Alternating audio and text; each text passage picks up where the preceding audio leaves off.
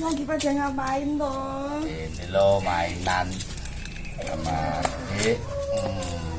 Bapak ini loh ada yang bertanya di konten kita yang terakhir kita upload. Nah ini ada salah satu netizen yang tanya. Kita bacain sekarang ya? Ya gimana tuh? Pertanyaannya dari Bu Astuti AS. Oh iya iya. Oke. Menyimak penjelasan Pak Alex membuat saya merasa lega. Karena saya baru kehilangan anak saya.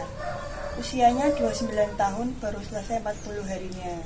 Oh ya, kami ikut berbelasungkawa Bu Astuti.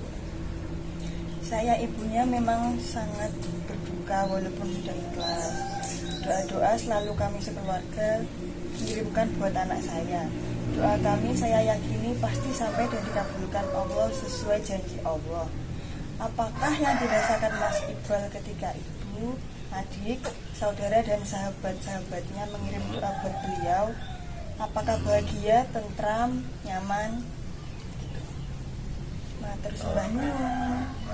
Ya berarti kita akan bikin konten khusus karena menurutku ini urgen, ini penting sekali bagi terutama bagi keluarganya. Nanti kamu yang ngedit ya.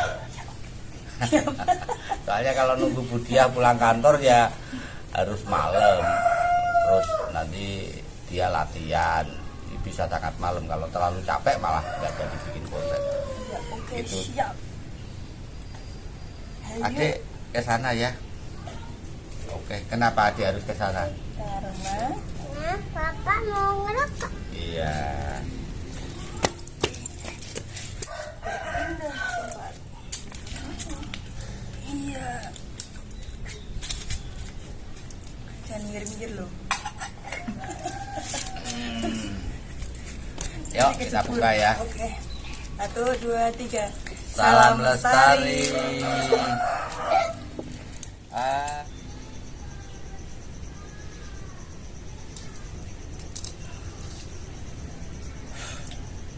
Ya sekali lagi kami sekeluarga mengucapkan turut berbelasungkawa untuk Bu Astuti.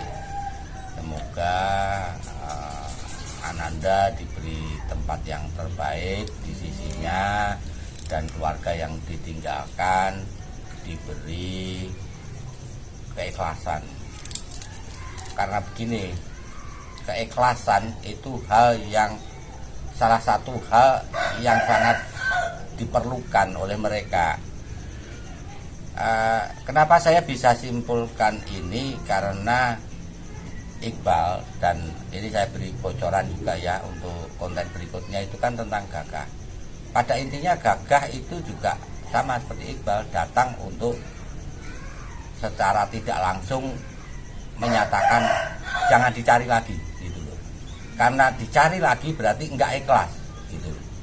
Jadi keikhlasan itu sesuatu yang dibutuhkan. Jadi ikhlasnya ditambah untuk keluarga.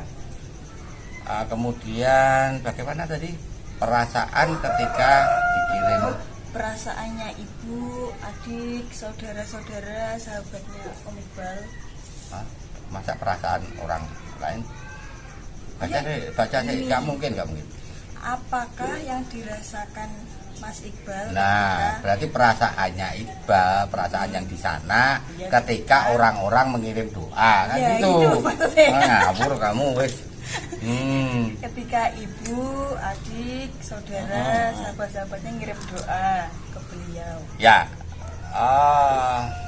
ikatan kekeluargaan, ikatan persahabatan, di sana semua jadi kendor, gitu ya. Yang saya rasakan, bukan yang saya pelajari. Saya tidak mempelajari khususnya Islam secara mendetail ya. Tapi itulah yang atmosfer yang saya rasakan ketika saya masuk ke apartemennya. Jadi Iqbal itu bisa melihat apa yang terjadi pada keluarganya, ya. Tetapi dia tidak kayak ketika kita hidup. Kalau kita hidup itu kan, misalnya adiknya kepleset, kita akan aduh, terus diobatin apa? Enggak. Ya dilihat aja, dan di sini nggak ada perasaan apa ya, sedih apa itu tidak. Perasaan itu relatif datar. Gitu. Kamu paham ya maksudnya? Paham aku. Jadi datar.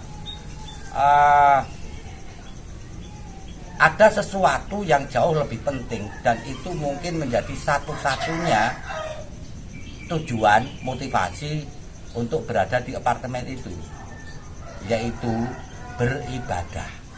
Apabila Iqbal didoakan oleh ibunya, kakaknya, dan adik-adiknya, maka rasanya itu bukan bahagia secara pengertian kita, gitu. Kamu ulang tahun, saya kasih kado, kamu seneng kan? Nah, bahagia kan? Nah, sekarang kenapa kamu kok bahagia? Ya karena merasa ya diberi gitu. Merasa diperhatikan, satu. Kemudian barangnya itu kan berarti kamu bisa tunjukin sama orang-orang, ya kan? Betul. Nah, itu nggak ada di sana. Gitu. Merasa diperhatikan, dipedulikan itu, kalau istilah di sana, menjadi hal yang nggak penting. Dicintai juga nggak penting. Didoakan itu penting, karena didoakan itu otomatis seperti mensupport, mendorong. Oh ya, aku perlu berdoa. Karena itu ketika di sana Iqbal itu yang dirasakan ya, dia senang didoain, tetapi doa itu nggak cukup. Doa itu mengingatkan, gitu loh. Semacam mengingatkan bahwa iya, aku masih kurang berdoa. Karena ketika di sana itu dia selalu bisa melihat filmnya sendiri, masa lalunya sendiri, gitu. Ya, dan dia tahu yang ini salah, ini salah, ini salah, ini salah. Ini harus dibuatkan satu ibadah, dilakukan satu ibadah supaya kalau bisa ini hilang, gitu loh. Ya, kesalahannya itu hilang. Kalau tidak hilang, maka aku akan berbuat sesuatu yang nilai baiknya, nilai plusnya itu bisa mengalahkan ini. Nah, kalau ini sudah, nanti yang lain terus gitu. Jadi dia review gitu yang dirasakan. Terus ada lagi? Ya, kita lihat. Itu aja sih Pak, baru itu. Ya, jadi dari Bu Astuti, kenapa kita buatkan konten khusus? Semoga penjelasan saya yang hanya sepenggal begini bisa agak mencerahkan gitu ya.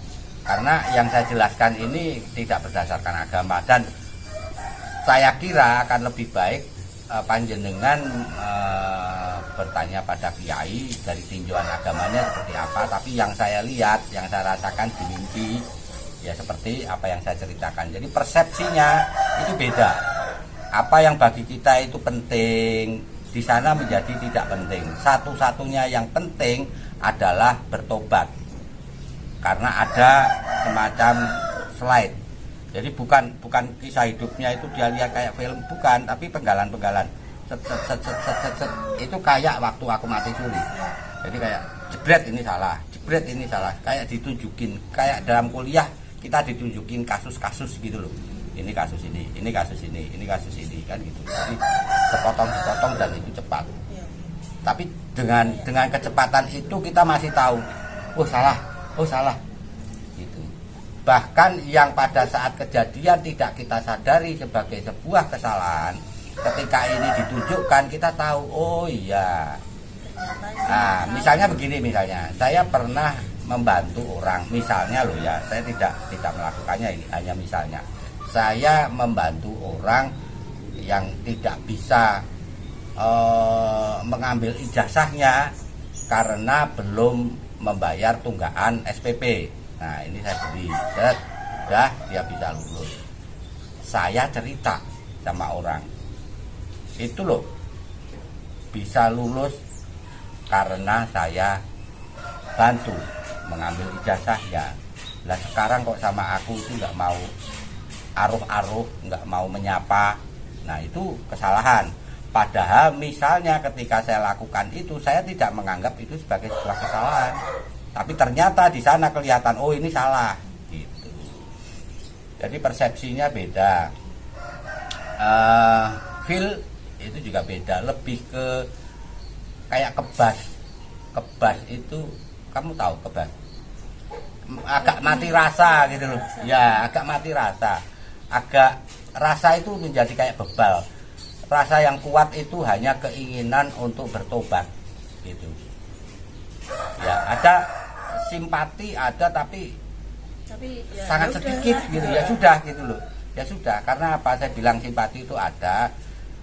Almarhum sempat berpesan agar saya mengunjungi salah satu keluarganya dan menyampaikan sesuatu. Tapi saya anggap karena saya juga terpengaruh pada rasa itu, saya bilang itu sudah privasi, dan Iqbal langsung mengangguk ya. Gitu. Apakah Iqbal juga bisa mendoakan yang di dunia? Kayaknya bisa. Kayaknya bisa. Jadi di sana kita melihat terus kita mendoakan itu masih bisa, tapi pasti kalah dengan kebutuhan dia sendiri untuk mendoakan dirinya sendiri gitu ya. Ya saya kira itu yang bisa saya sampaikan, semoga membantu dan sekali lagi keikhlasannya yang harus ditambah, dilepas, dan jangan pernah berhenti mendoakan. Enggak terbatas pada sekian puluh tahun dan sebagainya, terus saja selama kita masih hidup kita harus mendoakan keluarga yang sudah meninggal. Itu ya. Terima kasih untuk atensinya dan salam lestari.